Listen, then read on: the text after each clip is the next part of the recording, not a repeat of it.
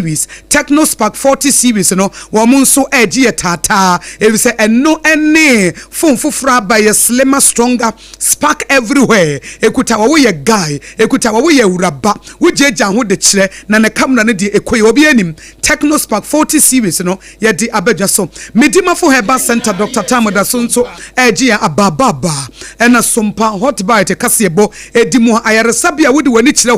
when it bejiffy say at the time, Ebetu Yari and so, na yet so free ho, na wajam na so Medima for Heba Center, Dr. Tamoda so, and an amso, Emma, yet the hot bite, a Casiabo, as some more, I was SOMPA 106.5 FM, Accra. Ye from AKOSUA ABOAGYE, Ubetimi a from AKOSUA Nshira, Yensha a Samoa Eda Pasua, Ye betu nabasa enesre.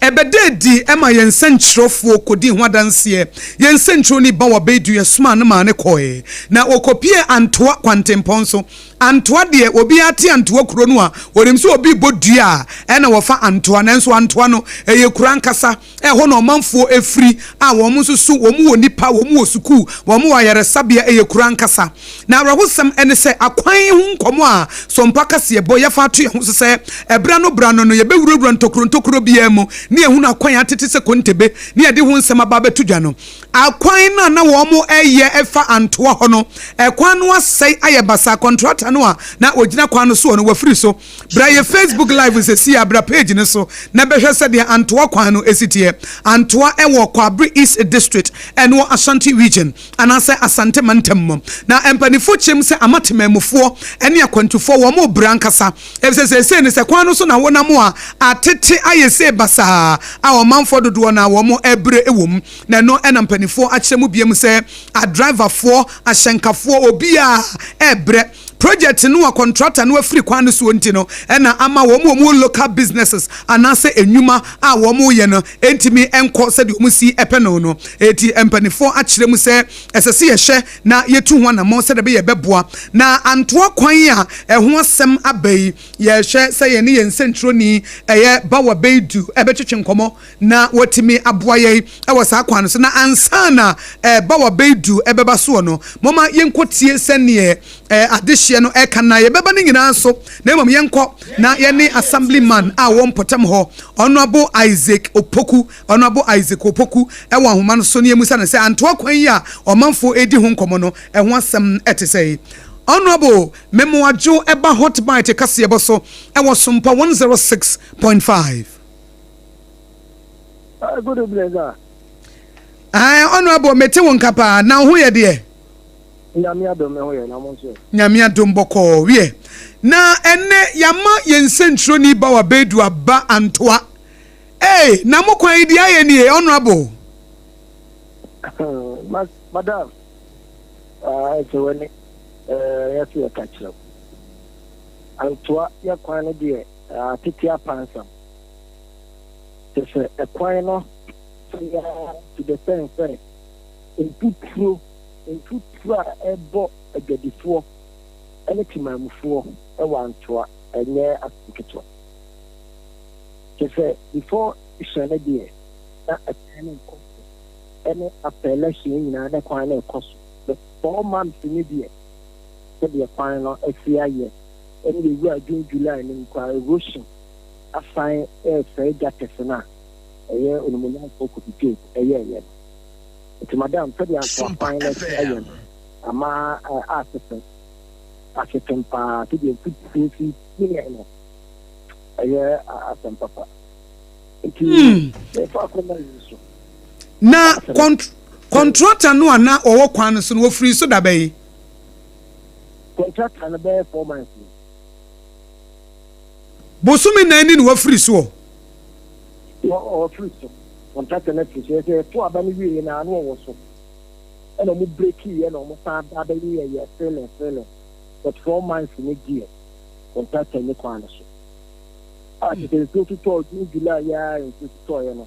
that is for the baby anti-man fele no erosion say ya ya magata no e say bibi so no de ye ne pro madam e pro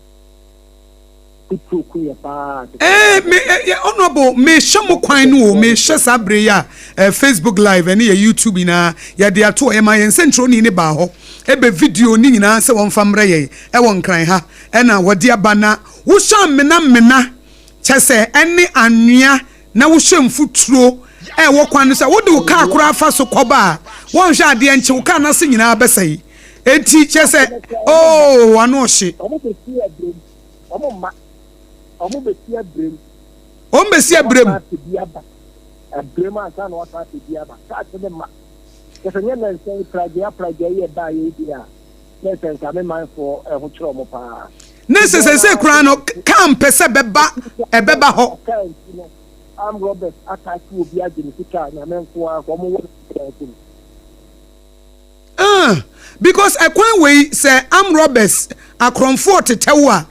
easy so mu benya ho efi say gise wo konya sesa achechede na nte enna ensuo tonso de ne metimi se ensuo to de a ene na enya kura o ensuo to de a eso no de ensuo to a da bi ka clear bi na ha adwen ya se kan a kwan na chese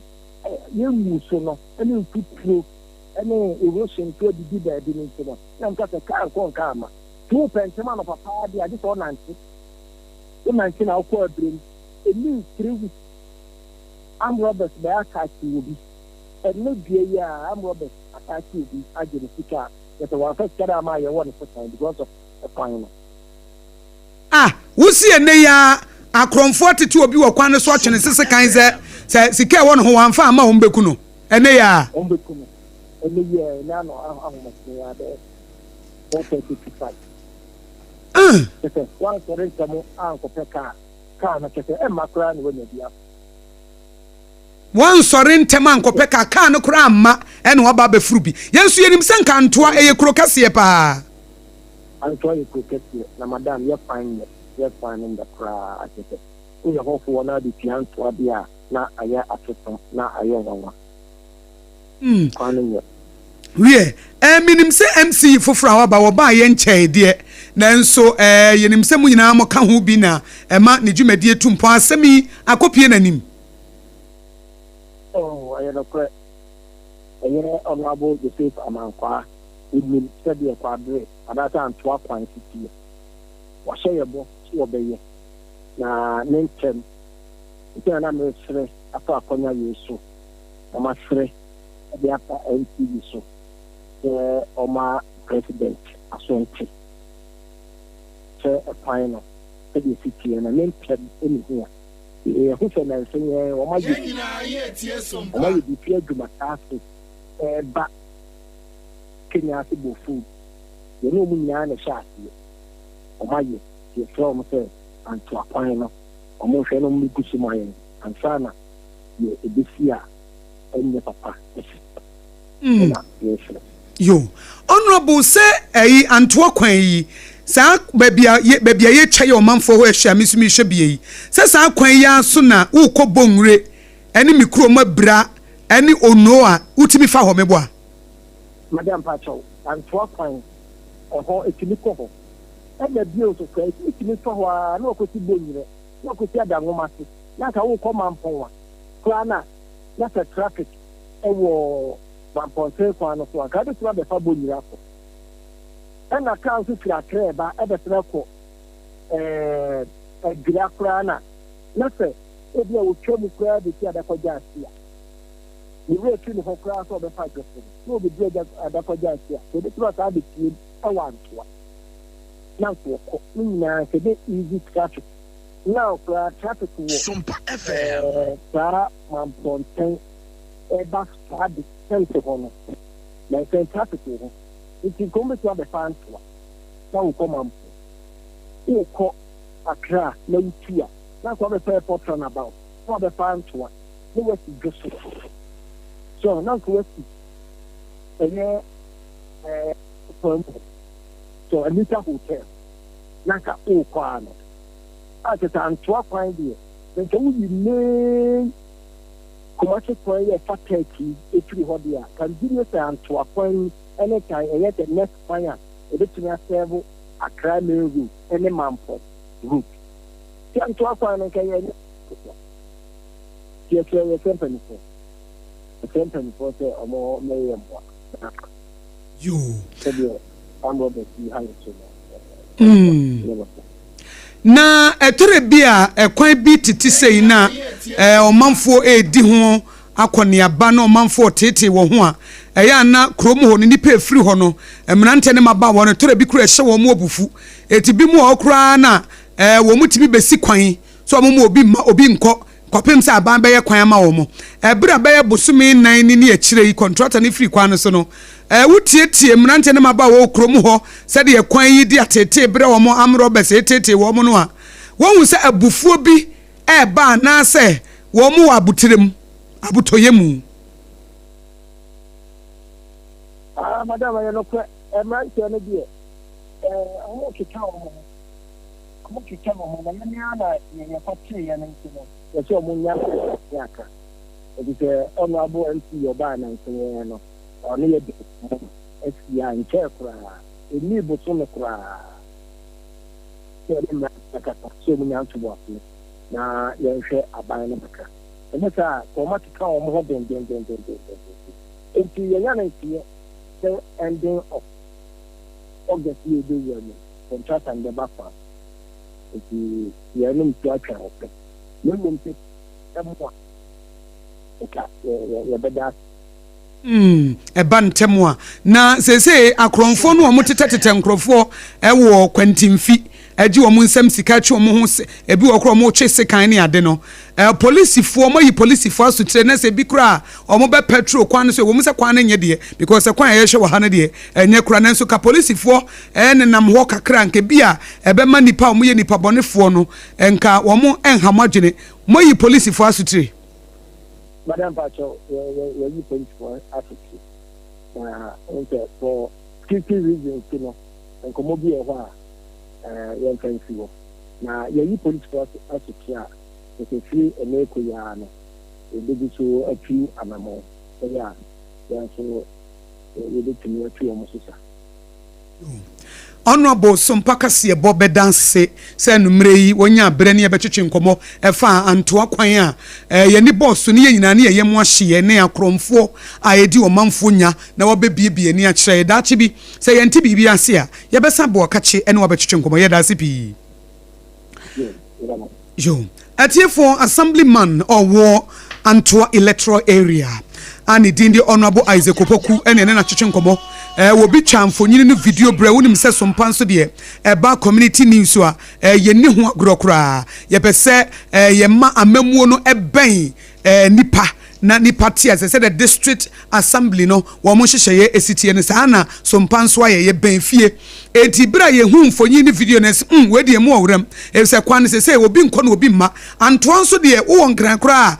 wati antoa din antoa agidi nya Ghana hanko a agidi wa mo no ne nyina e wo mu se de nkrofo fa so eye efa nsuo no so ye no enya de omanfo pede na nso edi antoa ne de obi be se e chen tourist site eti bra ye ti se ekwan no atete ne so mu nko video me ye kwa ekwan ne jai ka bia nko ka na o mu se edru efikenya ase na eba edru ho ba bia na o magina timfini yi wo agufo mo mesenko enna se de ekwan ne nyenti se wonam ho na wo ba na akromfo so etetew eti ama omanfo no wo mugidi sesese mpanifo ede wo na esifo make wo se hot bite kase ebo na wutie wo SOMPA 106.5 FM Accra Leicester Ghana Limited omode ya toothpaste abadwa so time herba mixture edure to malaria se enna no achi no Techno Spark 40 series midimafo herba center na ebo michidom na yene adehye a ewo anto twetwe nkomo ema adehye no nso wo mode wo hawo eto SOMPA kase ebo enim ya homchesem na misele na ban na guso wo tu ho na mon na misese mpanimfo ti a madawroma mo na mo hwantoa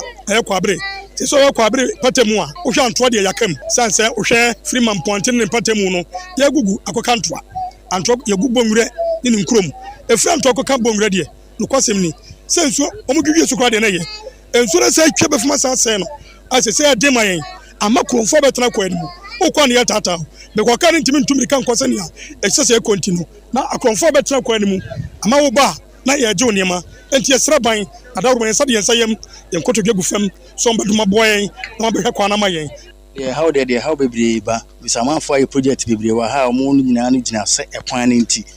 multi your own project by a plan so bad ya can you be bebaha my boy said be wahanya juma ye say nam kwan ntina nyuma nyina ye basa by kwan so so me o ma ya we say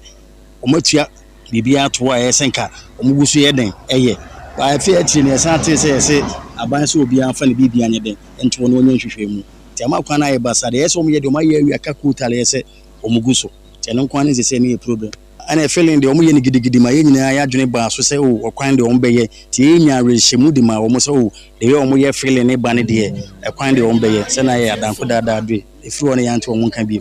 na so mugiri se ye nada na sansem kro ya no na obia enim se na nanom de o ma ise kokromutie se ho bopa enye yie ye kɔ ne ye ne antoa hene na kwaku oware a wotosom yensa ye ne no akokasa nana memo akɔ aba eba sompa kase eboso yeah eja mama ho te sei nyamia domboko we de ya na wunua ba akosua na wa wa wo de hye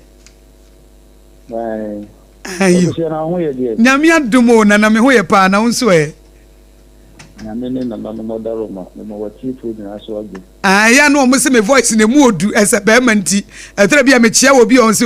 me nua be manti na nya nwanwa ya da se yo na we die enne de ye bowura wasase so antoa yensa ka video bia ne ye hu kwan antoa pa na kwanti kwan we na ye fa so ekwa antoa na yehwehwe mu kakra na ese na contractor bi wo so be ye bosumi na ne no wasesa ne nkuku ne nkaka afiri ho nti ama de ohaw ene abinidie aba na wonnim se mo kwan se na se etie SOMPA FM bia na la ni tikesi o si bi nim se se mo kwan ne se de yesi hu no wo enkran ha ne sa na se ekwan na tie ai me kwan bi ye nya maame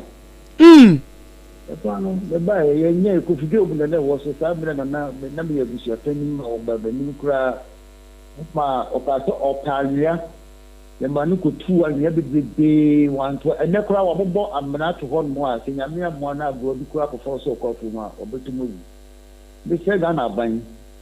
you were John Dramani Mahama me ko ti do for me sire na won kenani no be he me kakra na anto aye kwan ne de enye ba ko nese na wujitum se wo kwan no atete se kontebe be ya kwan de enye ba ko ko job na wo so ene wa sisa aban sisa e ba ye no wa sisa no ma nyine fu so be bi ko on ma wa cha amna ko so be ya gata wan ti anye ama iso to a fa kon e kwan na se poto ene me manfo ntimi nkokuba se kura iso to a ntimi nkokuba se akromfo so afa ho na cars ne duro anam se be ko brewuti omutimi gina cars no ma fa ho de jiwo musika ene o phones na se kan ene tu da me manfo so e di hu abeto yeso ibi sire ga na ban se oteninka omwa me onche na ni meveye na dawma ni sire no anana wedi ye no ya adwene pa fi se video na me hye wa ha no enye nwanwa se ka na obi ampe se obefa ntoa kwa no so e se migiri se nsuo kura to a wo kofa wo kura wan ha wo ka ne betimu a wutimi kura entu e se kwa ne nya kura ama yemma ne akanti se ni yeso se de ka Ghana ho e kan to aso so a e wodin anto anye kurokutua se Ghana ban na dawo magburu onke na nimbe ye na yesi ya kechi eno na se kura nkrofo ka se antoa ebie asese chese ebe kumasi anesa etiesi ebi mu kura te ho efiri ho eba adwuma sa na tie Debre se antoa bi pa aka kumasi ni kumasi abum bisire Ghana ban bisire no a mun nyina mun ka bi mame won ke na ni mehwe na me kwan ani kumasi emu nwa kwanti emu nwa wodi free oma ye kura de blood domate so wodi free bremu ba abesina koka bonire ho a kwanti akwa ibu bisire Ghana ban won ke na ni mo mehwe na daro mebu eno na de atete kura ne se unse wo kɔ bonre na wo kɔ ebra eni ade antoa ho a na ye fa de kɔ bonre isu ye se ye tourist site na se tourist town bonre kente omanfo na ekwan so a omanfo befa so akoyi ena ekwan kan kɔ ena kan so emmen asai kra ni se ga na ban na da ma ohun mobo na me kwan o meyema nana eye paase sompa kase ebo akra ye ne wochichi nkomo ofisi ahaya na aba mu mpanifo wotie wosoafo a wo hye ekwan ne kwantemponso ahaya no mu nyina wo mutie enti na ebema wasem ne wadesrede no a wodi tudwa no wo mo atie no mo atu ho na mo na wo mo aboa se de wo sre wo mo se antoa nye kroketwa antoa yeti antoa di enyasam ketwa nipa bebre atete wa abakosem bebre amamre ne amane mu wi antoa firi mu a enye yeti ntimi ntina wo se antoa kwan entete nye basa na omanfo atikro mu obi ntimi ma obi ntimi nko antoa ye ba bi kurampo a abro focus wo mo baga na no mo pe tourist site na se tourist town bia antoa ye kura kan wo se so wo mo behwe efise ye kuro kase ankasa eti ye ni bo kwan so no na ayatete na wo bo bibi so se enam se kwan wo nam so a se wo ankasa obi be se ka na wo de se wo fasa kwan na enye ne so a wonti bo konya te se achichide ye nante no ama akromfo bi so take advantage wo ye duru ani atwe sese kan ye mba ye sori ahomachi kodwom enam se kwan ni ka ni duru a wo se kombre o wo bo wan se o mo di astopo ni atwe ni sutu na obi o mu bia yesi wo mo ne yaji o mu sika then na wo ti trade sabi yewura santine ni video mai ni fie no pe ne baba akwa sore ko adwuma ka ni duru wa na mse kwa ni yeki no mai no maji ni sika ni force na etu gira me so this is Ghana by na dawo mabru omwa me na kwa ni de etime max yo unna wo na nantimi na mpa na nantim na no say kura se yete se na wo kasa wo be ye rebranding wo pese anto akuro no mumma ni dini peja enimonyam bam na nkrofo bebre no atimi bakro mu ho evise nwoma sua ne niema bibia mo pese mo ye rebranding ema anto na wani abre wo ho pa wo ye ho adwuma na kwan we de ema rebranding no ntimi maso intimi nyaduma miaba omumre na ban ni ya John Dramani Mahama wada madu o tilenka na nanto ahimi kokoro otoso mi nsene le sro twa ni bazeme wada mabru ni sro abru twa ni bazeme na say the tema me ene me manfo e da ye na sro abru wie na wedi ansa na memu akono me ne ukasa ya na obi asende be message o akosua antoa asema wo kan wo ne antoa hene twetwe nkomo yi wonyi ni se ekwan yi nso tore bia se Ghana hasabi obi ebodua antwedin wobo obi ebodua antwedin wobo nti akoso wonyi ni se ebi asunsun mu nti no enam edin no de ede ya asankrofo de domain krofo nti no ebeye din se empumtuo ebetimi aba anto nam sen we de mamim sanana nana wogire se bia we de almost enya my dear enye bia bonko an ti na enya my o eni papa na ma hu se bia enya my bia bonki no enya ma wo for the kridie obo nipa bi biere ni se bi enye no bia bonko a enya my wo bo wo bia amount for mo president ko se bi omo ba ho bo mpaye e ma omunya nti nye bia bonki na se bi ye kwan se ye ma ye isremu a isremu de me sirem papro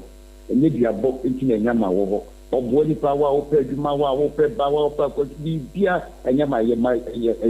nipa wo Ghana so obo nipa so wo Ghana nti me se omo nka se bia no mi nti eni kwa se ye kwa le panache wa isrew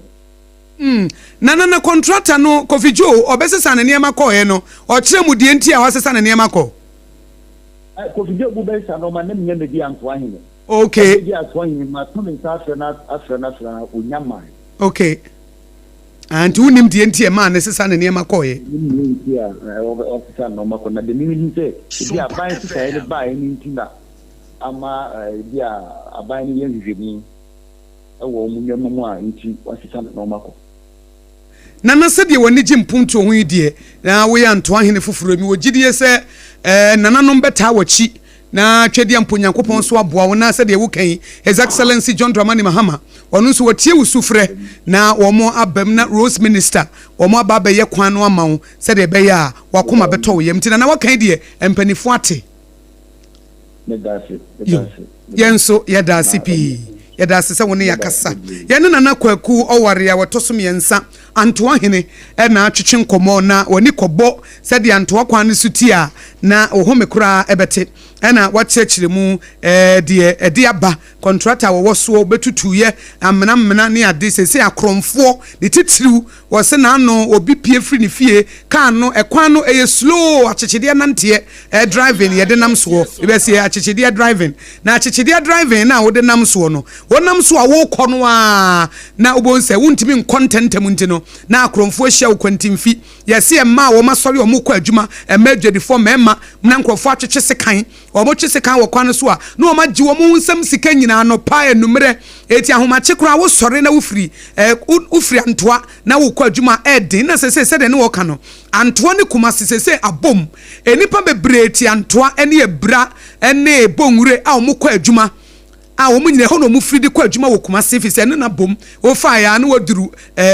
Bokrom estate na wafa mu a na waba bɛduru airport runabout na wafa soro hɔ na wona masoase hɔ no a na afɛ wɔduru manhyia ahemfie na wonam na wɔduru kegetia anaasɛ wɔduru central market eti bebree no a ɛtete hɔ ebi mo sisi adan a ɛfɛ mansions akɛseɛ omasisi wantoa ne baabia so bebree na ntimi nkotu entenam utu akwakotenam na kwan wei woka no enni na wɔtwe aseɛ nyina gisi adwiri ne nyina tugu na yɛde foforo ɛma wo eti ɛho asɛm nti ne ɛnam soma sompa kasebɔ yafa ato ɛho so a yɛdi ho enkommɔ ɛfa antoa kwan a ayɛ basaa na yɛpɛ de mpanifo bɛyɛ ɛde afa ho meka wo sɛ hot bite kasebɔ ɛna wutie ɛwɔ sompa 106.5 FM Accra Leicester Ghana Limited a wɔde Yas toothpaste ɛne ne brush abedwa so ɛna meka mfode ama wo si egu wanu mu no sɛ wanhwɛ ne yi a na ano abrantie bi yesi wodidi a ɛna wo mene ne se de enti a wo mene ne se ne sɛ ne se na yɛ mmerɛ wanhwɛ ne yi from ne nkola abrem wodi anyini eti wo mene ne se no sɛ gira yɛ kɔyɛ no ɛnam si wei yɛ se ɛne yɛ gam idie den ɛbɛde na nkatimi atu na enam sɛ wɔnfa Yas toothpaste ne brush ɛntwitwe enti wo sɛ wo se wodidi a atua afra nam no amo akɔ mene 85 Yas toothpaste and the brush. So what do you know to choose? The ane no ebetimi aboa. Leicester Ghana Limited and omodiaba na toothbrush na bristles na ewomu ni ntino. So what do you choose here? Wotimi say enema nyina eda baby eta. Enti frɛ wɔn Accra. 050-161-9588. 050-161-9588. Ena Kumase for mutie ewo ye headquarters ewo Kumase. Sompa 93.1 FM. So mumfrɛ 050-1390338. 050-1390338. Leicester Ghana Limited. Yas toothpaste any ni toothbrush and no and wo hia wo se wo de man wo beda wo se ebenya hoden wo gums ne begina na naso wo de akokodro be kasa senti boni nyina ebetu na anadwo wotimi akisi wo kunu anasa wo yere na bibia aye kama na antoa nkomo a ye die ye kwa homa no so ne ye ne kwabri is MCE ono bu Joseph Amankwa na ye na kase yedim so oba ye nchae de na enso akwan no wate ho asempa na nananom nsem omode atodwa no ono nso so aboa ye honorable memoajo eba sompa kase ebo ye fe no hot bite so Agodia mejesu ebru papa na ho ye de ara de men kwa ache na agodia na moto tan yensu ye ho ye pa honorable wutiri nkwanso meti date obaba meti se honorable Joseph Amankwa na ye no MC kwabri is na meso we de wo sefata so unim se meso me ye kwabri ni minimum ebru ebra na me fire nti kwan no so a na ene de yaba wakachi a na eye antoa yene antoa hina kasa sisi a na na kwaku owuso ware wotosom yensa na adesredi a wo his excellency John Dramani Mahama babuam me kwan ne nye akromfo tetie me na me se message bi beba presidency e won kran ha e wo Flagstaff House na Jubilee House wa e ye wo so ene befa eti esese ye ne wo kasa eti mi busa se antoa kwan no se de esi atete se kontebe no ono abo wahunu Akosuya mate ma mencha watifo na mencha kwa be man kwa be ahemfu nyina na akosuya wasema obusa me koso a de me kan se me kafinye ebra enam efri bonre ekwan ya da ho de eba ededru krobo eko abese na amtoa ebetu madrim no former administration no our day ma contract now on the contract no stages no kwasem ni mbata wote minka honorable meti won kapa bibia ye clear mbata me dase stages na contractor oye sa ekwan no Kofijo construction limited ona ekwan no ekura no na me ba ye ya fa no bosome ene kakrani na di echi contractors wa site omo ye adwuma ne miensa China Railway Corporation and afi Napo Construction na Kofijo budie no baby free na me di ka mbo no what the kind aye gutters now percentage wise now why here 47%, 47.55% and why here. Now, maybe I'm not yet a bra lean on qua. Now, if you are so much on quanta, that loop no ever see a Joseph Quim. It's ever gapping Quim. Now, what you can hear you into a car, yet quite the Giano, a free let's say, as I did by the fire a bra kunum, a debabisi, Antoine a dream and aka. Na hona na wadi kan ne gatesa the progress no aho to ameka say why year 47.54% na why year na mentimi nka na mentimi nkoti contract farm ne ade ewo aha nanka me koti ame hu na so if we consolidated farm ne kasa DOG na ye de ye na so ni ba ye ne se nkaka se mu na sia AKOSUA ara wo se ma wo mu say contract no ya na wono mu award am pani for ya award bi e won kan e bi nti bi afa bi regional project national project anti we no o ka se wudi achi no media achi no ma ho say afa no me ni award letter kwa wa ha anti me buka me talk me engineers na wa ha ne say engineers no na o mo site meetings ana on ma say no say na bi omo we consultant kwa na o kwa no o ma nya access anya kwan anko enti na omo de omo ye enkofa na omo de omani ene na ekohwe enti mo tam command na mu sabi enti me ba ye na ma bo regional minister mane ene mpani fo aka mane ye di akira ye ne papa Kofijo enchire contractor no ene mpani fo aka edi nkuta ho se de be ya o be fine upper site because if you am na o ka say no me ma te say ya issue variation order kra the rules media ka ho ahodo sakra wo ekoto na soma so nkwanta asie ho atoma so asie ye san de abeka no enti minim sa da dia ya ka kwa kodune de ana nto ahene ne mpani fo ntwa won makoma nto wo muyem sasa his excellency don da mani mahama wodi ka me ate ene wa baba kwa abre ha ba beka se ya kwan de anya de a enfutu na ekuye enfutu ekuye papa wa enti nya de a wodi akwa ba bi dia go mo ba ba de hunye enti ba bi adu no ade a yakọ adu esi ani mu ami se enche Kofijo go beta ba site na wa ba beto na dwuma so nti antoa probo adefe na na fe abrim onum na nche o makomanto omyem na ibi kwa asa aka na ho ya meka se yede VO ana se variation order apa ya cho se yede ka ne de chete enche o ba site na wa ba bi na hoto aba ewo sa mantemo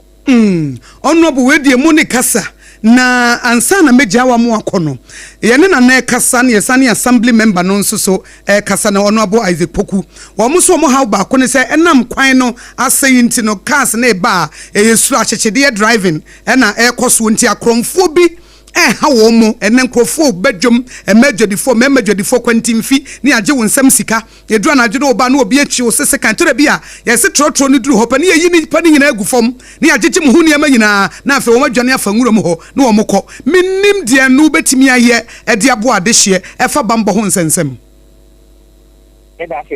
AKOSUA security ade a o man se o man be koso na obi betra man mu ma ne kwanto no a bambo ya ade ba ko a nse sombo sin ade ni nyina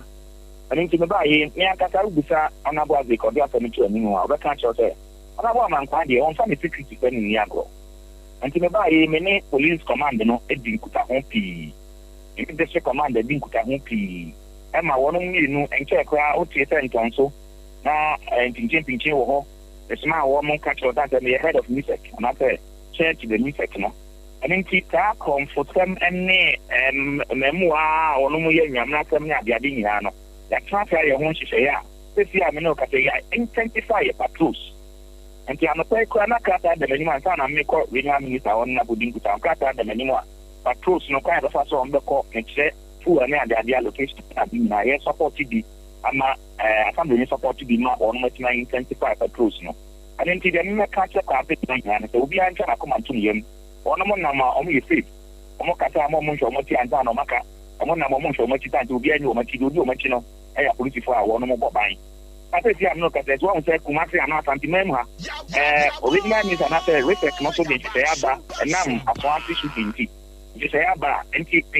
security wise, no, make us intensify more. Region 9 intensify one of the Miami municipality, one until region 43 million. Be a security seminar there, that's from City Amenoka pay. And there will be a better, there will be a better, so Nam Sumu or Nam Kaniamono. And the content, it won't be any good being an idea. You guy, Nasi, Yaknati, and will be after will be broken. And security wise there, because you are the mechanic. That day, I know what I did. Back, I did mention one could to my come up with your 9th annual. I idea, yeah, papa, ya police for a bomb painting. Yeah, Nago. And she, let's say for mine. One of them, so I do not from some the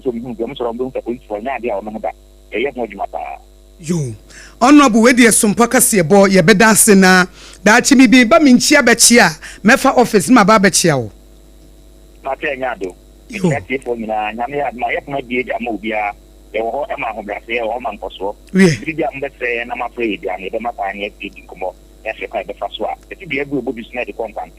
yetuma ye mana ye ni ya wato e da ma pipi so ma ya so na ti yenso ye dance se ye frɛ wo gye yeso ye ne kwabri is MCE honorable Joseph Amankwa ene twetwe nkomo a wo kyekye mu ye ne anto ahene nso kasae assemblyman owo empotem ho honorable Isaac Poku wono nso de nadwenkyerɛ ene nadwenpɔ ebae na ye twetwe ye se na weda ne nti malaria pese wo de ne ho gye mu a ye mma ne kwan se ye twetwe ye se wie na se bia honam yawo epese wo de ne ho gye mu a eno nso ye mma ne kwan ya de ya street pace ene ne bra twetwe ye se wie na ye num so ompese obeda wa no adidi a eno nso ye mma ne kwan enti ye the time herbal mixture ene ye bennom na ye num a na aboa ma nipadua ne ho sisi ne ho so na eno achi no wonum a na ye wo fine time HH mixture ne capsules no nso e wo dwa so betimi aboa wo e ma ne mema nyina num bi ma ne ye yie e ma immune system na ye immune system support na ama asrafo mu nipadua mu a wo mo ye adwuma ma wo no mo ye adwuma yie enti we de ma muso e na time herbal mixture menyare ansa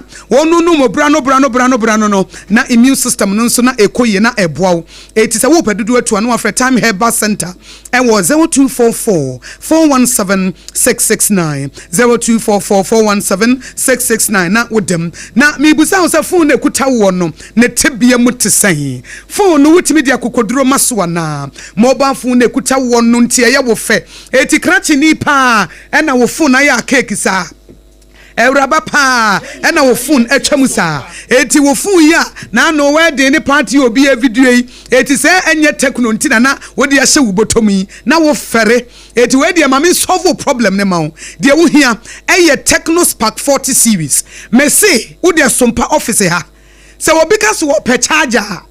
wo te omo use techno bitis wo hene yire won ka se me pe charger da ba omo ma kan nyina da bi omo pe charger de bia ye news editor Mr. Boate wo pe charger ko use techno a en ko nsre charger ya wo mobile phone brands bi se mo amu ni mo me pese mebodi ya wo mobile phone brands bi a se wo use a wo nim na wo ja wo charger wo fi a wo phone bedum obie ni wo kuta techno phone and the phone madu ne phone adum da battery no eye solid obi enu okuta Techno Spark 40 series a wo du bedwam ne video wontimi video bie na wontwa selfie na won video camera na wo ahya wo de to ha wo de kwato TikTok ana Instagram ana se YouTube ana se Facebook enkrofo se ada wo professional photographer bi a wo di wachi videographer bi ne wo video and wo photo wana adentia eye Techno Spark 40 series no na Techno Spark 40 series no aba no eye slimmer eye stronger eye spark everywhere as a set was sparkle stop at nothing and no aye techno 80 techno spark 40 series and ye come for ediama wo na wokuta no idie na wode namu na sa wopesa wo frɛ na no mu bie foforo kra e wo sek he ya wo mu abenye a wo mu ne ye adwuma eye 0303 980205 0303 980205 now with them Techno Mobile Ghana wobenya no ewo TikTok IG and social media platforms ahodo medima for herbal center ene da hono medima for herbal center onnim no ho medima for herbal center ye fe ne yare esuro medima for herbal center ye de tamato yare ne so medima for herbal center yare ebetu eti eye stroke eye sisiare anase bia wokotodwe ana diabetes anase prostate issues hypertension kidney failure infertility na onim se medima for herbal center na se wo pa wo a yanyi uska wo bia no abeda yese Dr. Tamoda so wa wo wie no no aba abeda na se eti enya de a wo beba medima fo won se aware ye 5 years ni 10 years ni awo ma wo se be debi yese gine kokko wo bra wo ahena sane ntafo no a wo ba na Dr. Tamoda so wa ba beda na se adwuma no wonim yesei onyankopon pese obegye adasa wo ye nipa no wo fa Yesu so onyankopon so ode ayere sabre adasa no wa fa medima fo herbal center so eti Dr. Tamoda so se no okuma se asante agogo ene wote so omanfo kamu won kran doctor ene otu ye fa pokwase mayira ene obebo ne nsesen ehonko na ye fa ne pokwase mayira esudura wonyira da medima fo herbal center Dr. Tamoda so wonni madwuma no ankasa eti mesro ko ana frɛ no ewo 0244 774282 0244 774282 and 050 0727215 050 0727215 they said your man for the tunyum medima for herbal center ni madwume oni madwume Dr. Tamoda so oni madwume ya boni diama yare akura hunu a say wutu anamokra unu hospital ho yare is environment we dey gisameko enu popanie medima for herbal center na nanom ene twede amponyankopon ye nyina ase ye da ase saudi ayaresa abreye kasebo wutie fi SOMPA 106.5 FM Accra ene na affiliate radio stations ahodo na ye fa ne hot bite kasebo ye homeso ye ba ye didi aka nyina ebeto aso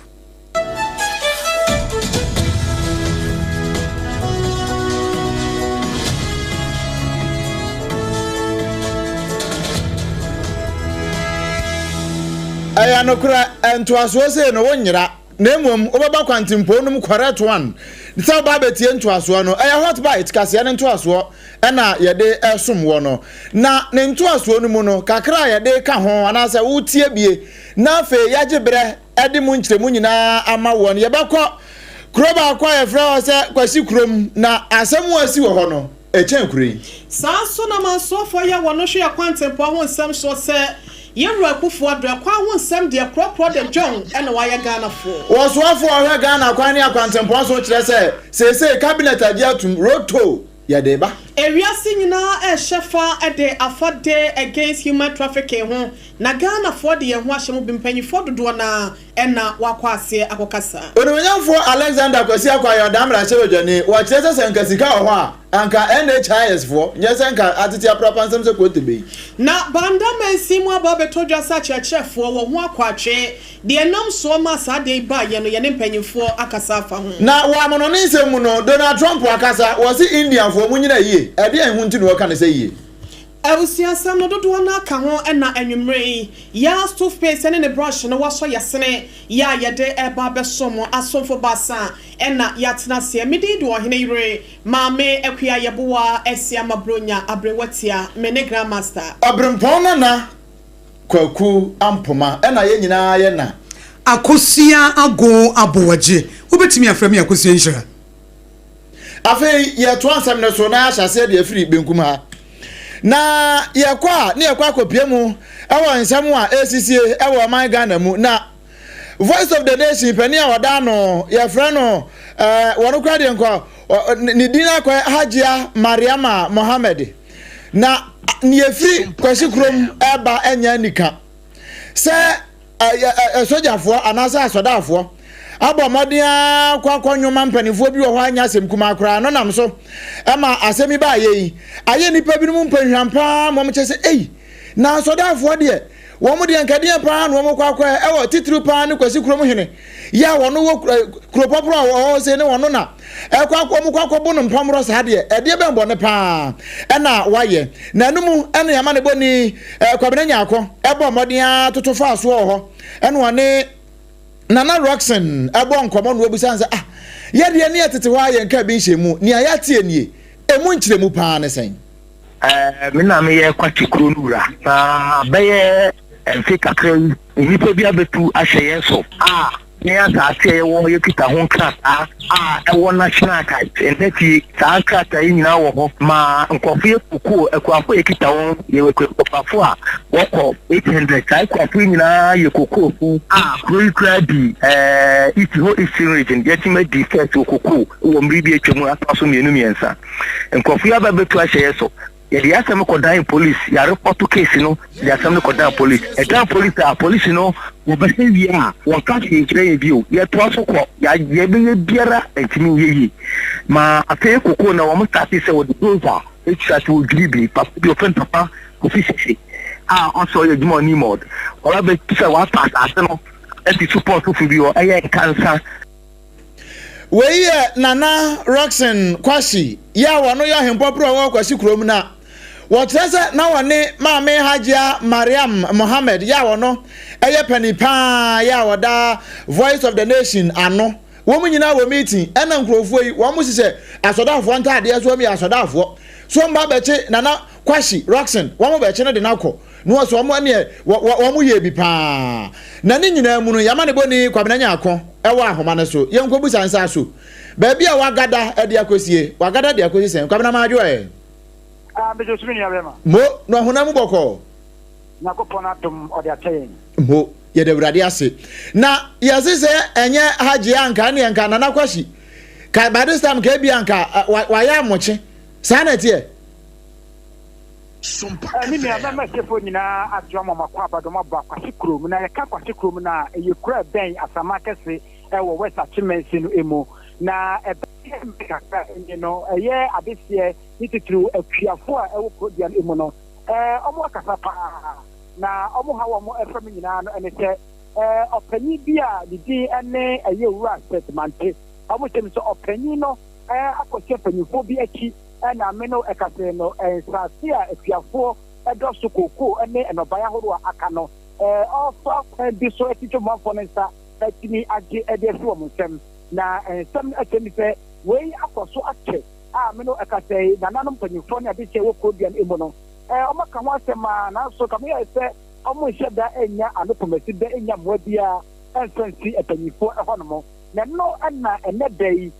emranti a omo chiche eye atrafo entale sa sojafo omo ebopia mo ewo hene no edie na omo abaye no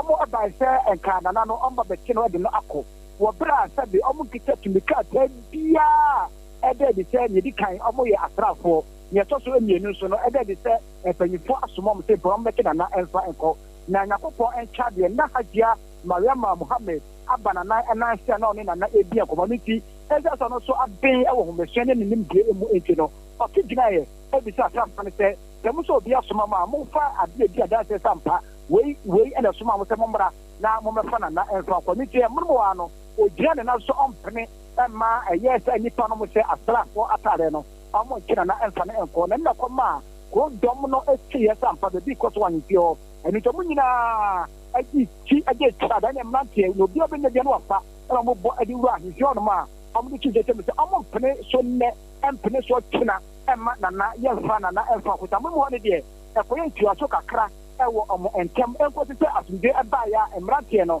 eni ye se amu ade ba ye no oti do mo tina mu ene de mo de akoye na ye sompa kase nhwebu kakra ye no etem se wo nye ne di kan enia ye ni tabi asha atrafo antare abanyifio no mo na amabaketi na ne ne panifo na tiete mu se we kan ho etoso nnan a me no ka se ka de tini akoso na no na ne ade se wo ko de no etem se mu de eni di ka mu di apolifo a ewo potem ho ho ya papa se se we ba ye no amu no mo tuwa na mo aka se ma chom bebre na so Camilla said of Penia, which is your take, as a Manteno, and yet they are police for and said that you want a more phenomenal Penino, they be a commercial there, 200 by no Danadino, over to me a guy. Now I'm a came there, that them no Akase, in Nipoda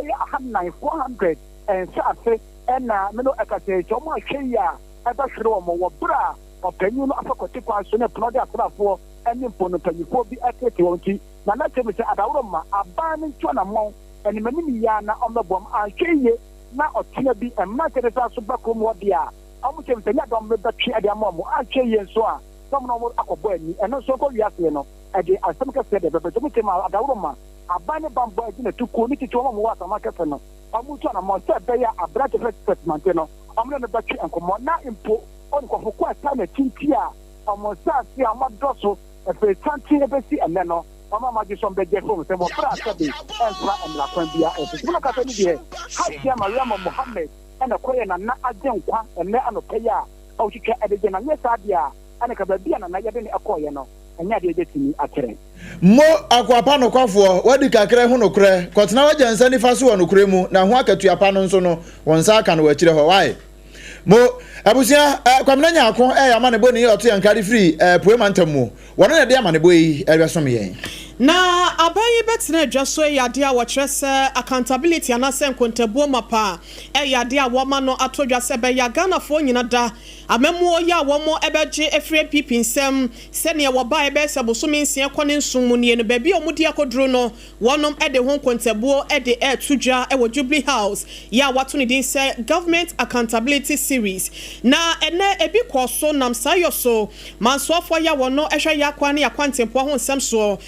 Minister for Roads and Highways, Yera Governs, Kwame Abuja. One in Central for the Train Command Watch, Musana Danko Kufuado, Kanema Penya, or Fred Jasuyan and Sayano, Eya dear, a tropa dear, Waya Quayesa, Wayanin Mweja, Essansa, Yaquantem, Pohon, Samiatia Pansamno, Eya dio Beginers in Piania, Apostle set 10,000 kilometers of roads to Niadia, West Yesia, were brought back to Nejaso. Now, so Yera Governs said, Chesenino, Eya Rodo Radan Samsa, whichever do Cramponoa, Wunya Bessa 1,000 rows from pa wotimi eye na ne nyina mu no e na wo kyesa aban no wo kyesa achia mu ye esa bebo nyina de wonom aye krado so obehwe na abanda da ne niam ototo na pini nyina no wonom akeka sia ne ama kwa ho nsem no so no awie pe ya ma twentwe ho nsem so atimi awie mu die. The summary of my visit is that it was difficult to see the 10,800 kilometers President Akufo-Addo declared at a point in time that they have done. It was difficult to see even 1,000 kilometers of roads in good condition in only one location, let alone 10,800. Obviously, what the President said at the time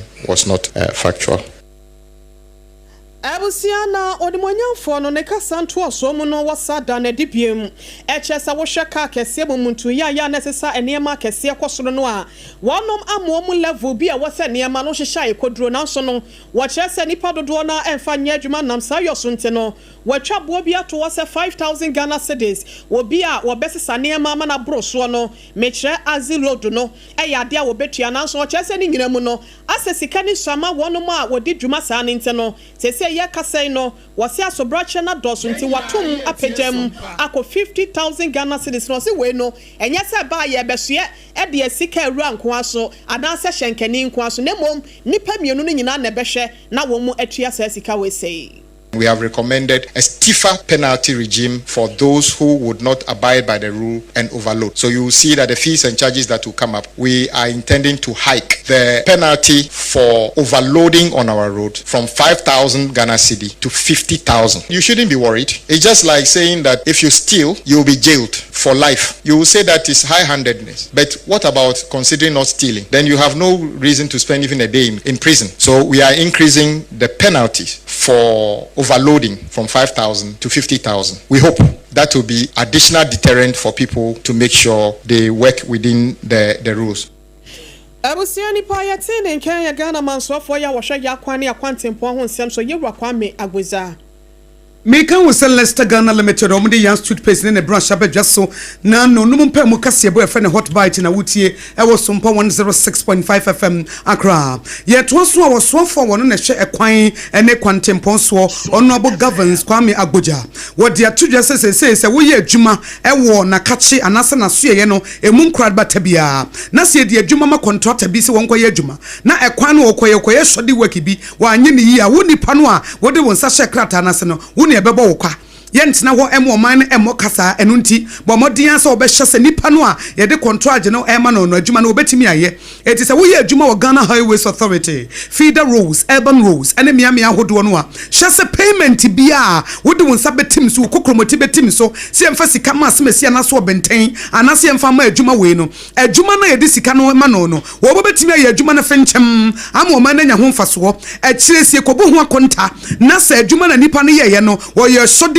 kibi wanya adwuma ne yi a wo a wonam so nenam wonsa so ma sikatua ne baaye no wo ene ebeba so bo. Shoddy works. Everybody knows a road that was built which should last for 10 years, which is failing. Let me sound this warning. From now, when you are a contractor, you do work and the work fails without explanation, we shall cash the bond. We shall cash the bond to use to restore the road. If you are a consultant, before you get work at the Ministry of Roads and Highways from now, you will need to buy professional indemnity insurance, because if you supervise work that fails without any explanation, we will draw down on your insurance cover to make sure we cover the damages that you have caused. So this is a very clear message to contractors and consultants. We are no longer going to tolerate shoddy work under any circumstances. And also the third leg, staff of my agencies who supervise. And indeed, read what the finance minister said and part of our laws. If you are working with highways, feeder road, urban road, and you supervise work or authorize payment for works that were not done or were not done properly, if we find you out, you will be surcharged. I think that is just quite clear.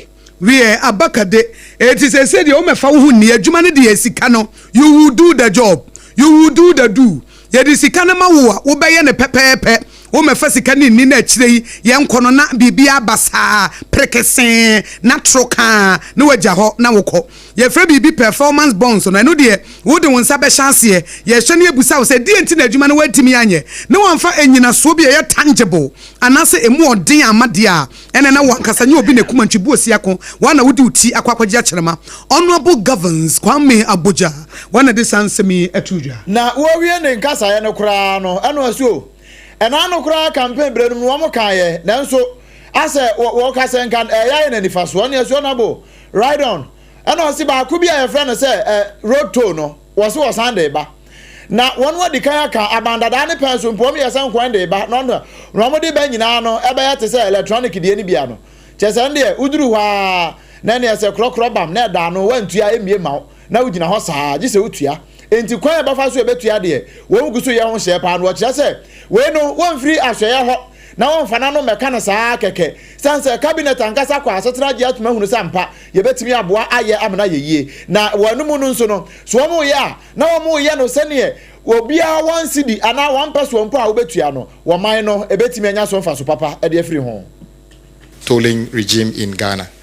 You all know that notice that prior to the previous government attempt to foist e-levy on the people of our country, they unilaterally decided to zero the collection of road tolls in our country. As principled as we are, we spoke against that even at the time, encouraging government to restore the tolling. They refused. They attempted to bring it back at the tail end of their regime. We were consistent and principled and asked them to bring it back. And indeed, prior to the election, we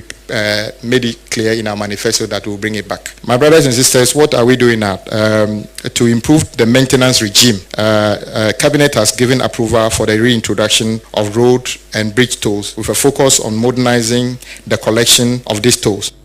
Also for her akwani akwantempo so e wo man Ghana mu e governs Kwame Abuja ne nsem no de wanyina atudwa e wo government accountability forum ya wo mo ahyehye se asoafo no nyina bia ebu na so ye no akonta no e ho e na no pay wo de nsem nyina gotudwa ho Every presanti ni ena abibifo ni titru ne Ghana fo ye ho ekodi nsenseme e wo kwasi kokko broni ensem na ni nyina no na ye nananom ena wo bechichi wonom de wo ye nkwa ne emfnafo sebe ye obetimi akwakosom wonom na abusua saade no yade a ye kasai etwam nso nipa binom efa kwati kwan so sumwase e de enipa edidwa e wo sa kwan ne so na no ena nam sa yoso ntine 2005 wo be yi etena se ehyehye mra ni nyina no eye Human Trafficking Act 694 so obeye no de akwati asa amomoye de nsem we say enam sa yo so mawia sinyina eyesi ho wabra edaba ko wode ehye safan we say magana nso yesi ni panyina edane mo anado ho ahyem binya se bia wodane wi a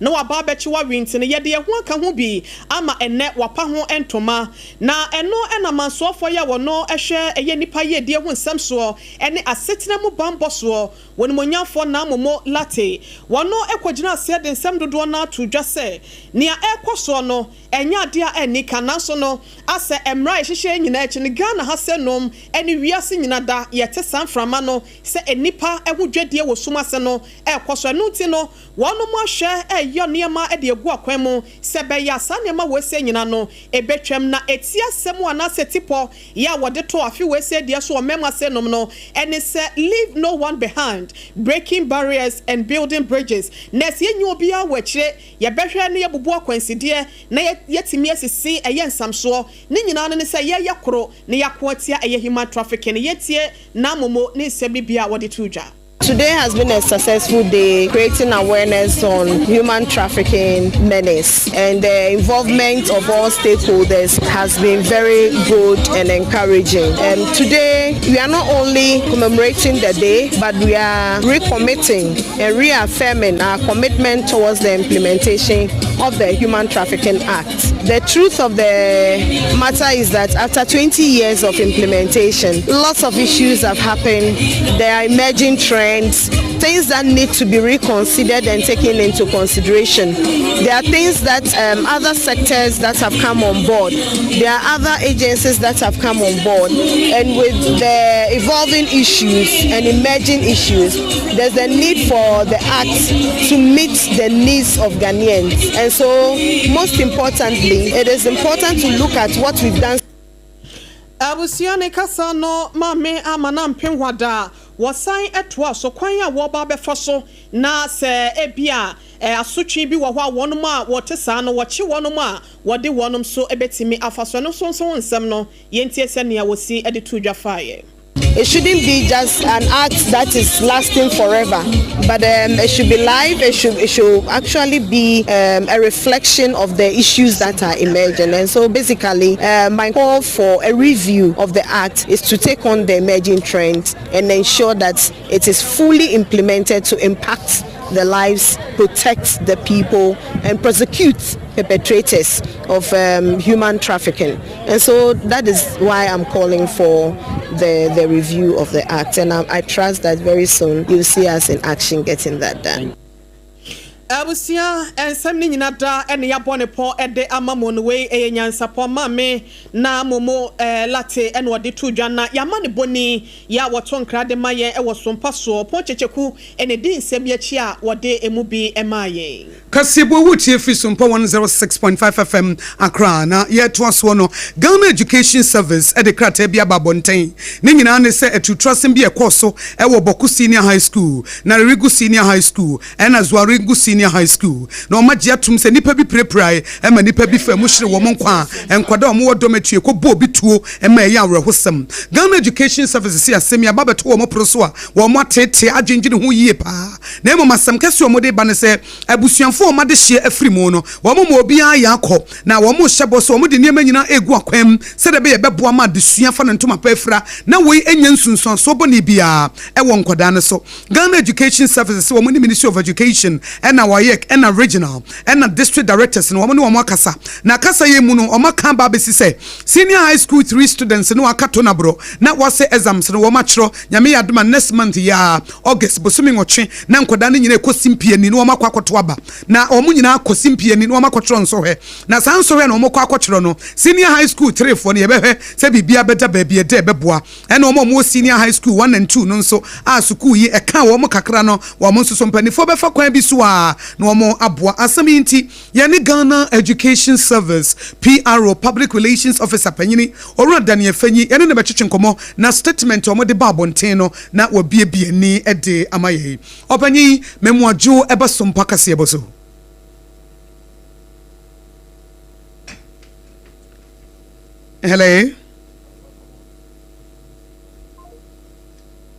wie ye hwese yensa ebeka owura Daniel Fanyi ne ne na twetwe nkomo na wa kire ye efa ensemu ne krata Ghana Education Service ede ba bonten no na sede ne fare bai esitie etie nkone ne dani enko twetwe nkomo owura Daniel Fanyi memu ajo eba SOMPA kase eboso. Hello wie yebehwe na ye hu adwuma na yetimi ne na atwetwe nkomo eyie se de be ye beboa owura Daniel Fanyi memu akwa aba o yo beto so na wo krata Ghana Education Service for wo mo de ba bonten no a wo mo kan sem bi kire mu se ministry no eda aban ase na o ma da Ministry of Interior so ase se na bre o mo ba na wo mu se school no ya tomu de na nso ni nyina echi no tu ayatom nyina echi no wo mo ntenna wo mo beye wo mafamu die biara se de beye anemma bekoyie eti nkwada wo mo senior high school 1 and 2 no school no yatom na nso ebefa akonya bebre so asa akonya no ebetimi aboa ama wo mo ebetimi asuade na enkoye ohaw anase enkoye akwansidie bia a ebetimi aboa eti opanyini head of public relations Ghana Education Service Daniel Fanyi wono ene de nsa ehye krata yese ne epese ye ne kasa na wo pensem na nso begiri se ne opese wo kano a ene akyerechye mu ede akyere mu a Ghana Education Service say schools no wo mate wo mahu atutu aseme course boku senior high school na Rigu senior high school Zuarungu senior high school enkoda ye ku wo mo prepare no enu nkyere se school na yatomu no enkoda ne ntimi ntronso he wo mo awase wo mo betro no betimi akyero wo mo wo fie no wo ese zoom kra de ese so mo ye bia se be enkoda ne benya adesua no wo mo nka echi no eno nso wo mo ebeye hu adwuma ye to ansem na so ne de ni akyere mu ewo apomden ensem mu kakra mrase bedwani ya ogina modima adeche ya wo odan ba to mpasu aso ko mrase bedwamu a Parliamentary Select Committee ya mo hwa apomden samso no wasan so eka hono bi o member ye friend no Alexander Akwasi Akwa AAA na wono no de nsam kakra to gya no a chese na enu ho abaya kofa ba akubia ba friend se Mahama si wase ba nyina no aida NHIS ya insurance die ya no o ma yi na next edeba na wa kire se ye ka pa dia enye se bia wo mutie o na emom NHIS na nkasa no eho ena se pompe sika ko na wa ka asem na kwesi se wo mo wa ban mu no se na nka wo mo sika pa sika botene bi wo ha na se nka NHIS ho ena wo mo hwe ho yie pa. On our front, we have a different position. We think that we needed some time to go through it and make sure we come out with the best. Apparently because NHIE is there, it's not covering all the disease burdens though, but if we had money to invest into NHI by the formula that NHI operates on, 95% of disease burdens in Ghana will be taken care of by NHI. And so if we have had a cap of NHI by 15%, and government decided to take the cap off and decides now to take 20%. Alexander Akwasi Akwa, wano your damra children, and I will be a crown. And I say, Sir, a shanwa, your friend Mahama Keno, one woman till the minority for Amra, woman tia. Nemu madia wo mo kasa fa ho pa sika edi wuramu no sa sika no nke de koma NHI fo no anka dwuma a wase Mahama ke ba be yi komba ya bro so kra. The problem we had as a country was the funding. I mean, NHIs had been established. Year on, we have added on to it. Initially, it was supposed to take care of 95% of all disease burdens. Remember the free maternal care? It was from a grant. And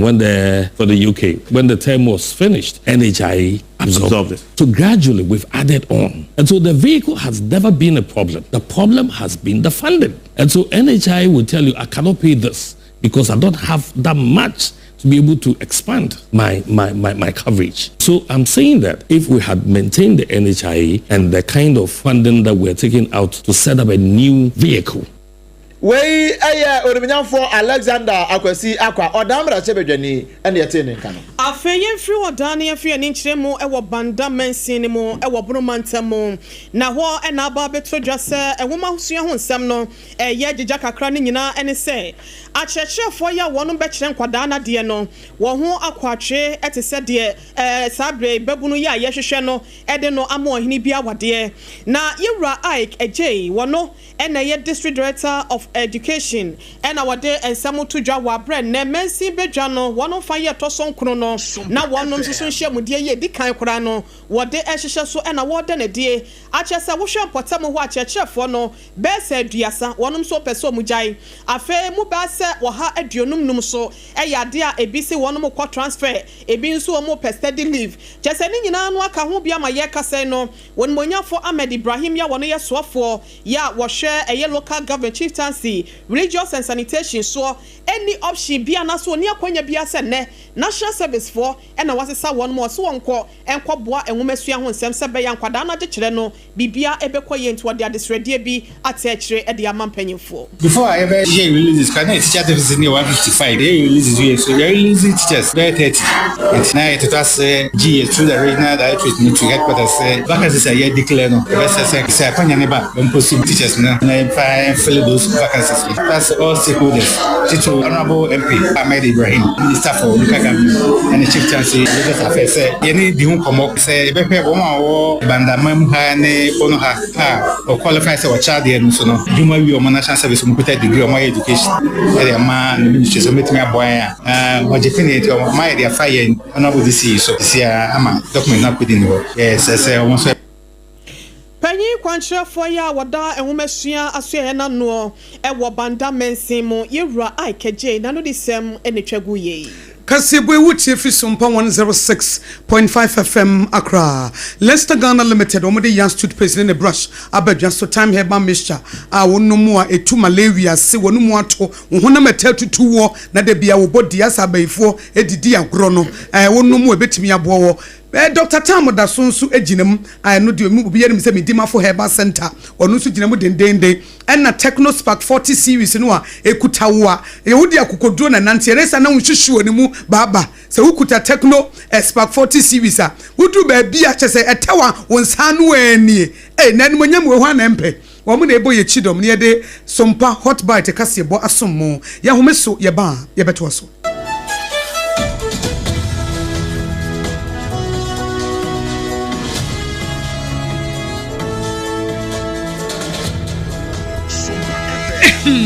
medo edrano pa wutimi to wo boase etwitwiwusi o ado na so onimi se me de yas toothpaste and the brush and etwitwi mesima menya homka senti na ye bokoyi na me de me all time favorite yas herbal toothpaste and the brush aboa me amasesei menum nso a enwunu anasa de ehia me semfimfem me biem na wo hwese mesi aye fita sesrecha homa na et brightens yas whitening toothpaste and the brush and me di hwimese enti na wo se afei na yas total care gel toothpaste and the brush ne de ebo wo se ho ban demu ne nyina ema wonum ye sham oh yes enu krotrodo yas herbal yas whitening and yas total care gel toothpaste and the brush abusuan chamfa se wo peduduo 2 e won kan ha for Leicester Ghana Limited and was 050 161 9588 Leicester Ghana Limited and the yas toothpaste mo ahodo and the brush abadwa so abeboy medimafo pokwase maira Accra medimafo pokwase maira Accra medimafo heba clinic aba Accra ani wontie passengers egumi kai mu e ho na dodo na ekro ene sa Accra ne potem yedemu ani yedemu ampa be se de adutwam Atlantic International University America memu abo Dr. Adujamfi babaso honorary degree as a professor in biology in herbal medicine it is said here ayaresa no more oh missing minim wife ye kopa wo wan ye 1 cedi nyinse ne beto mu ansa ne yetu ska no me so me connection na enhyeda nkoyie na esakakra ti say wa page mu amahode bam connection ne mu de we wo de ba de kra wo ba do kra wo de ba de kra ye ka stroke nso de wo fa no small just say agidi wa wuo ani de asie no yare bia etatia e wo Dr. Tamda so ani so diabetes hepatitis B prostate hypertension malaria yare bia kumasi say owo agogo opposite government school no ena nkrahan so obepiem e wo pokuase mayira kwan no so frɛ doctor 0244774282 and 0500-727215 Midimbafu Herbal Clinic Wudimafu ni hwa you can call it Slim Macho make you spark anywhere you go Ghana why you ready say obey a guy ana my nana di show a Techno Spark 40 series for cra abedwaman ejawo e wo more style ne wo more spark sleek classy kaish screen is so come check battery no one hodi nesa chenso check crystal clear AI camera edimo phone ya obetwitwa ube posting na triple check super fast processor edimo games ha obebo who streaming who snapping who slaying and who flexing you can call it Slim Macho Techno Spark 40 series ye get ma omo mu ye bold trendy eye Gen Z and what be bien to me say ho kwa me ma remfi ma me ene papa nso long lasting battery techno is your plug yen temtem borrow Techno showroom bia ana dealer bia ye gina tum e wo Ghana fa na nyina so what north south so what east west abre bia no obi wo hod ma ne nyina bo no eda for kra edi ekra na wo twen Techno Spark 40 no eye slim e bo adwumante e spark baby bia obetimi afren e wo 030-3980-205 and I say follow yen e wo social media Techno stop at nothing Kweku minim se wa ye hye me kra man nane na so ebony show ho a embaso Mane Honsepeno. Ebony condoms comes in different flavors and available in all pharmacies, chemical shops, over-the-counter shops, and pubs. For bulk purchases, contact 055-230-0075. Ebony condoms, Ghana's most pleasurable condoms. Make it worth it. We got peppermint, strawberry, vanilla, chocolate. We got peppermint, strawberry, vanilla, chocolate. It only the view is a condom. The condom mulia then it's not on but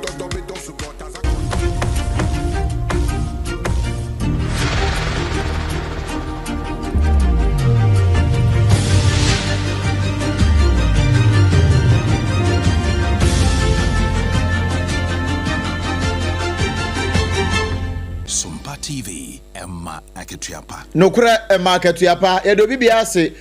waje bre atwen yen se yenkotwa ye ho simapre emra na osan egusu gina so yeda ase bebre ye to akase ne so na ye to so a kane pani kwancherefo na oda Minerals Income Investment Fund MIIF ye frano opani Edward nana ya okranten wono na wose wo tu kwan ne wodu Kotoka International Airport for mpanifo say hey why is he here aha ne he womo amananko na womo hwe an nkrata mu no mo kai say say wo ba no CCTV camera na capture no say wono angasa mu no office of the special prosecutor the radar so den ya odo na etwe dawre na office of the special prosecutor OSP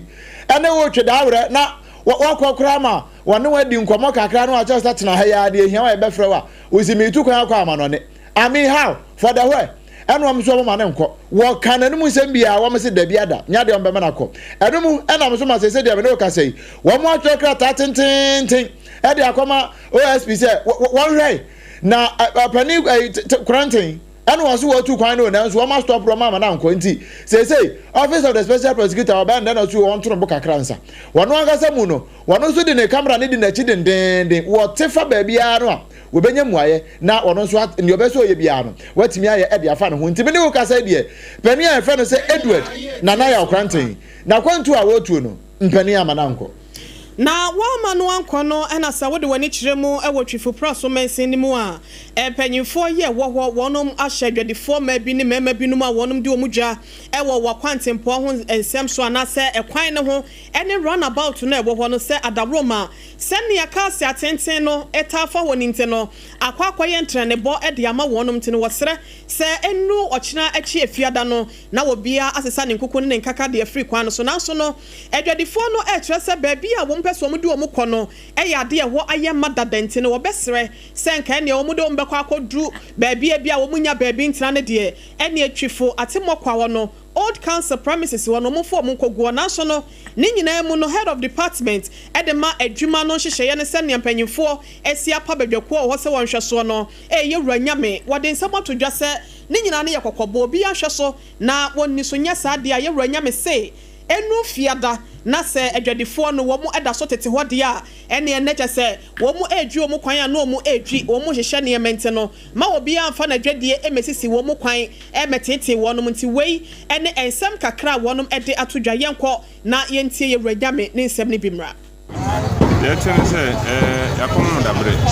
okay old market wana ya locate one of the share ama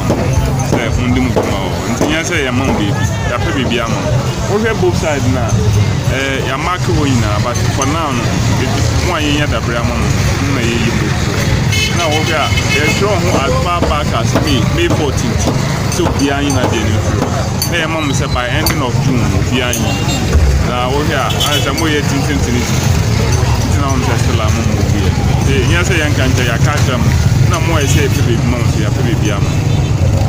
na wo ga mo Awusia ye ranyamia no disem na chi no adwadifo ni bi nso eto wonu mutuo adwumu da yete edifini rano ka so amaye bisa say fa no di ma sisi obi a say no di kofi so mu che president fan pa obi a ni chere say nko mu chere ba bi nko ba betu obi no o so me bisa pa so o mu chere ba bi a be nko chere ma na gine nyina o mu de ye ko ba ma na gine nyina e ma no pa so o sisi ye ni chere pa nko say old council kan ko mu fa o ma ye nyina ye kokko old council ko ni ni asia o wo fie be e pa ko do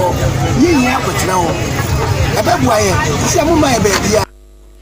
Abusia dwadifo binom a wonom ewo twifo pra so mensinimo ene ekokotie wano disem yi ye kwa bosome fra ho na eho na bankra chipani ho eye onumnyamfo Charles Apia Kubi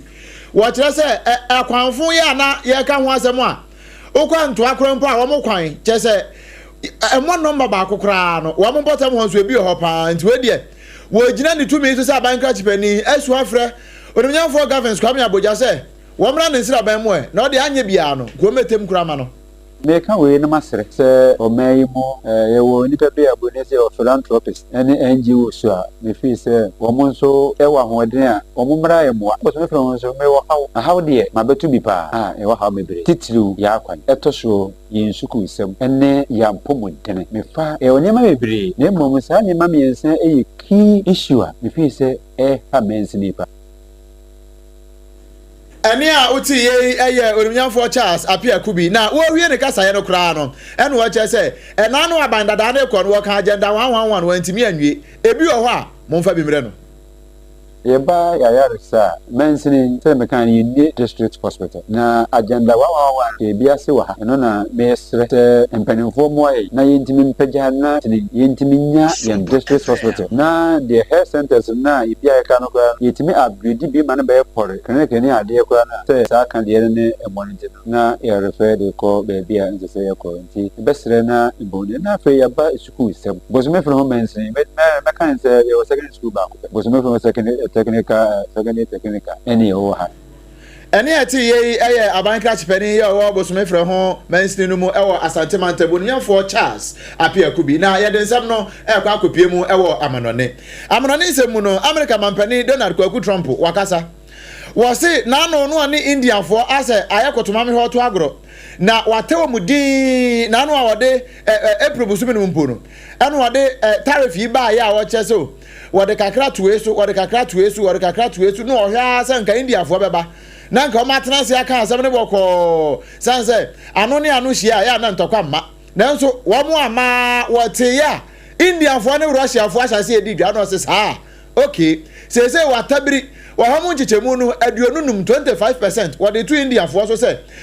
sa no mo so mbe ya no ne Russia fo de kwa akodi dwade a wo de won ka hwe ne wode to won so no na so mo so mo pa wo munyo madwuma me hwe we nam so ama wo kire se akoye controversies pa nanso mansofo a no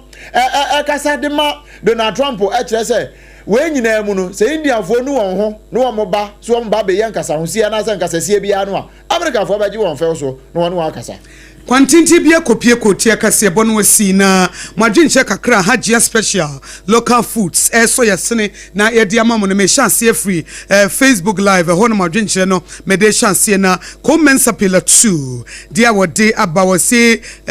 give Bawumia another chance eno se yemfa politics nto nchen na diema bi wo ha yenhye na yenka ho asem efise se de ewudie bi koso no hadwene ena eno achi yenua na nakua mo aboten Ablekuma Central ne dia wono so dia babetumunie wase His Excellency John Dramani Mahama bomade asa galamse wo hawo no wo beye ho adwuma na wotutu amana no na wo siesie ne yie na ama ye ho atoye yenua ohene na mensa jebi wo se eti anto yi eti wo mokwane se pa na tie Master Planner Junior Kentampo policy analyst no wase Ghana fo nyina yesramo His Excellency John Dramani Mahama o reset Ghana eti ho asem eno no osu today ye bon central for ade achia ye bo NPP for nti resetting no say ho asem bisa no na achimboadin so dia bo si NHIS no si etimi pagam na ejina na wase wode nchiama honorable Catherine Afeku our incoming MPP National Women's Organizer we achimboadin so de awode ne de ebaye ebetumo eno no eno nti ye gina we so na ye de nsem no abawiye ensem ye de sumo no mrei na poso no ebini sa enya Hajia Mariama Mohammed ya anka kwasikrom wahene kanipa bi kwadwo no sabe waje ne pa na Minister for Roads and Highways so chese na dan kwakufu adre kwa wo ye ya waka se waye no wode asokwa adane Ghana fo achenchina na Antoine nana kwaku oware awotoso miensa e de sredie ato His Excellency John Dramani Mahama nim se osre no de ne kwan ne ye no wo bre enu nti wo meboa no sanso ana abanka chibani owo bosome frɛ ho ono so chese akwan ya ka ho asem wanto yi wono so ne mpotamo ohia kakra enipa esuma si dwedie ya ekoso owiase nyina no ene o hye ho fa Ghana fonso ye de ho ehye mu bie Ghana Education Service agiatum se Boku Senior High School na Rigu ena Zwarungu Senior High School no enkwada ewuo no wo mu se sukuru ya tumu de nenso wo mu behye amadesua AKOSUA konanim na wo America mamu no so Donald Trump wo kire se woni India fo di agora che nanso ase wo mafa na wa wo de tariff no 25% wahwegu ntri so ye ka mo seka se boni edisi Leicester Ghana Limited omode ya toothpaste ene ne brush abedwa so wodi tuchi wosia na wonya wosia brokora ne mom woye wosie ena Technospark 40 series ekutawa na wonhwehwe ne mu aba ena Time Herbal Mixture wonu mu a na etu malaria se medima for Herbal Center Dr. Tam da so wode Tam beto yare no so ye ni bra ne ase adaje ewo yare ho wo mu ne boye chidom na kase boyi efa SOMPA 106.5 FM akra no efa ye headquarters Kumase SOMPA 93.1 FM Ayiko 100.9 Paris France Adam for Radio Takwa SOMPA 101.1 Takura de SOMPA 103.3 Tachima SOMPA 106.1 Sunyana SOMPA 98.9 Enkranza SOMPA 90.7 Doma SOMPA 101.3 Ana Mankasim Kingdom 106.1 FM FI Emma Dishie Nyinansu Esomu Decoder so SOMPA FM Ana Facebook on SOMPA 106.5 FM Accra and SOMPA FM Live YouTube. Your website in www.sompaonline.com. And Obrempong say tune in so baby wa and ne app no ka ho asem ne FM. Tune in app no so no uduru ho ahwehwe SOMPA FM ye wo ho. Ena u phone baby a wo download di u Facebook no ado message aba agosu anhira kan ama wi. Wo ko ho no a eya no atro SOMPA online. Udi onya bo SOMPA FM kura no a ubenya ho app no da ho say dadwa ni fe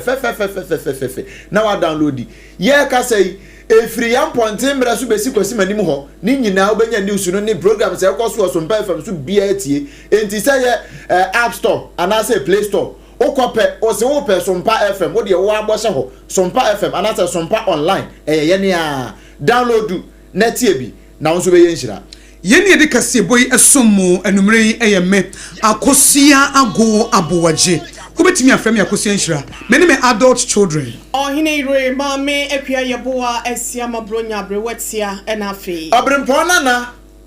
kwaku ampoma yɛdama se yɛsɔre sui na prophet mango day wɔno nso ɛde third service no na wɔde toa so ama wo yɛka mo sɛ last service nso ɛbɛba ba bɛtoa so ɛbrɛ du baako abɔ ekosi anopa no donko na no yɛgyina ma homache donko ho no na no nso yɛgyina kɔso tie SOMPA 106.5 FM sabre wɔpɔn a wotika mu a wukɔfie wotie no na wo radio ɛbɛhyɛ wo nkran sabre mango day bɛyi wɔbɛma wo dwom live worship bibia ɛbɛhyɛ wo nkran na mpo wukɔ adwuma no yɛanto adeɛ mpo a service no ne nyame asɛm no ɔde bɛma wo no enkenya bi ɛbɛsi wo nipaduam ɛsi wo sunsum mu wo kram ɛne baabia yɛda mo nyina ase